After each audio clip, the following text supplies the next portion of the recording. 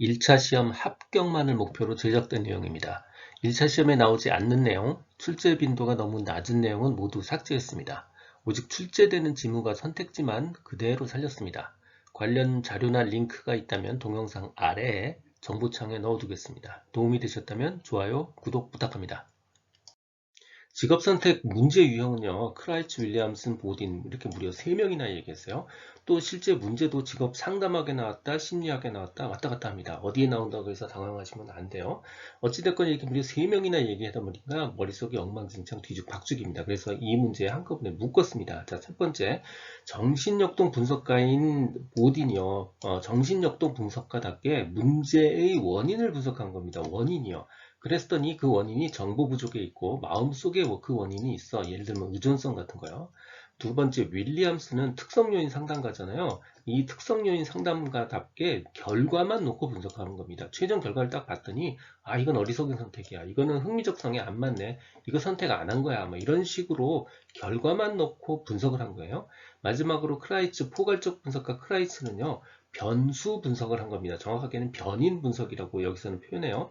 그 변수를 뭘로 잡았냐면 흥미와 적성이라는 변수를 딱 놓고 딱 구분을 해봤더니 결정성, 적응성, 현실성 이렇게 세 가지 그룹으로 나눠지더라 라고 구분을 한 겁니다. 그래서 요 세 명은 사실 굉장히 완전히 다른 이야기들을 하고 있는 거고요. 최종적으로 하나 더 기억해야 될 거, 불안과 정보 부족은 오직 보딘만의 특징적 주장입니다. 불안과 정보 부족은 오직 보딘만의 특징적 주장이라는 점 같이 기억을 해두시는 게 좋습니다. 가장 출제가 많이 되는 건 크라이츠의 3변인입니다. 적응성, 결정성, 현실성이요. 크라이츠의 문제 유형은 적응성, 결정성, 현실성으로 나뉩니다. 적응성, 결정성, 현실성이요. 각각의 성은 두 가지 형을 가지고 있어요. 각 두 가지 타입, 유형을 가지고 있다고요. 첫 번째 적응성은 적응형과 부적응형이 있어요. 부적응은 흥미도 안 맞고 적성도 안 맞는 거, 이거 부적응형이고요. 결정성에는 두 가지 형이 있어요. 첫 번째 다재다능형과 우유부단형이 있습니다. 다재다능형은 말 그대로 재능과 흥미가 많은 거예요. 그래서 결정을 못 내리는 거고, 우유부단형은 결정을 못 내리는 이유가 흥미와 적성에 관계가 없이 결정을 못 내리는 게 바로 우유부단형이에요. 현실성에는 두 가지 형이 있어요. 비현실형과 불충족형이 있습니다. 비현실형 말 어렵지 않아요. 첫 번째, 좋아하지만 흥미를 느끼는 분야가 있어서 좋아하지만 적성이 없어서 비현실적인 거예요. 비현실형. 불충족형은 뭐냐면 사람을 충족시킬 수가 없는 거야. 그러니까 흥미도 있는데 그 요구하는 수준의 레벨이 너무 낮은 거야. 그래서 적성이 너무 낮은 걸 요구해서 이 사람을 충족시킬 수가 없어. 그게 바로 불충족형입니다. 자, 여기서 포인트 하나. 현실성에는 두 가지 형이 있다고 그랬죠. 그 중에 현실형은 없습니다. 현실성 밑에 있는 것은 비현실형과 불충족형입니다. 다시 최종 정리할게요. 성이 세 가지가 있고요. 각각의 성 밑에 두 가지 유형이 두 가지씩 있는 거예요. 자, 요 구조 이해하시고요. 자, 아까 말했던 결정성 중에 우유부단함의 그 이유, 뭐 실패에 대한 두려움, 다재다능함, 완벽함 추구, 뭐 중요한 타인들에 의한 영향, 뭐 좋은 직업이 없음 등등등 있는데 요거를 기억하시는 것보다는 어차피 이거 안 맞는 거 찾는 거거든요. 그리고 안 맞는 거 찾는 것도 내용 자체가 너무 황당해요. 뭐 예를 들어서 우유부단함의 이유가 대비하는 융통성 혹은 조급함 이런 것들은 우유부단하고 맞지 않죠. 요게 맞지 않는 오답 기억해 주시는 게 더 쉬운 방법이고요. 마지막으로 미결정자나 우유부단한 내담자에게 우선되어야 될 직업상담 프로그램, 그건 바로 자신에 대한 탐구 프로그램입니다. 직업상담의 문제 유형에 대한 크라이티스의 분류 중 부적응형이요. 우리 사회 부적응자는 뭐죠? 이것도 못하고 저것도 못하는 사람이에요. 우리 크라이티스의 문제 분류는요. 적성하고 흥미를 놓고 문제를 분석하고 있는 겁니다. 그래서 모든 문장이 적성이 어떻고 흥미가 어떻고 흥미가 어떻고 적성이 어떻고 흥미는 적성은 이렇게 되어 있어요. 자, 이 중에서 부적응자는요. 흥미도 안 맞고 적성도 안 맞는 사람 바로 부적응형입니다. 정답 4번 부적응형이에요. 크라이티스의 문제 유형은요, 흥미와 적성을 대상으로 해서 분석을 하는 거고요. 세 가지 변인, 즉 세 가지 변수로 흥미와 적성을 분석하는 겁니다. 세 가지 변수는 첫 번째 적응을 하고 있느냐, 두 번째 결정성이 있느냐, 세 번째 현실적이냐, 이렇게 세 가지 변수로 흥미와 적성을 문제를 풀어보고 있는 겁니다. 그 중에서 적응성, 적응하고 있느냐는 딱 두 가지밖에 없죠. 적응한 사람, 못 적응한 사람. 못 적응한 사람, 부적응형은요, 흥미도 안 맞고 적성도 안 맞는 사람, 바로 부적응형에 해당합니다. 직업 선택 문제들 중 비현실성 문제와 가장 거리가 먼 거예요. 이렇게 흥미가 어쩌고 적성이 어쩌고 적성, 흥미, 적성 이렇게 얘기하는 거 모두 다 크라이티스의 문제 유형입니다. 크라이티스는 세 가지 변인, 그러니까 세 가지 변수로 흥미와 적성을 나누어 보고 있는 겁니다. 세 가지 변인들 중에 하나가 바로 현실성, 뒤집어서 얘기하면 비현실성이죠. 그래서 비현실성의 문제고요. 비현실성의 문제는 결국 흥미와 적성의 수준이 문제가 되는 겁니다. 흥미와 적성의 수준이 높다, 낮다 혹은 일치한다 이렇게 구분하고 있는 거 모두 다 비현실성의 문제고요. 흥미와 적성의 수준과 관계없다, 이거 결정성의 문제입니다. 그래서 틀린 거 정답 1번이에요. 결정성의 문제는 다재다능형이 있고요. 우유부단형이 있어요. 흥미, 적성에 관계없이, 수준에 관계없이 결정 못 내리는 거 우유부단이고요.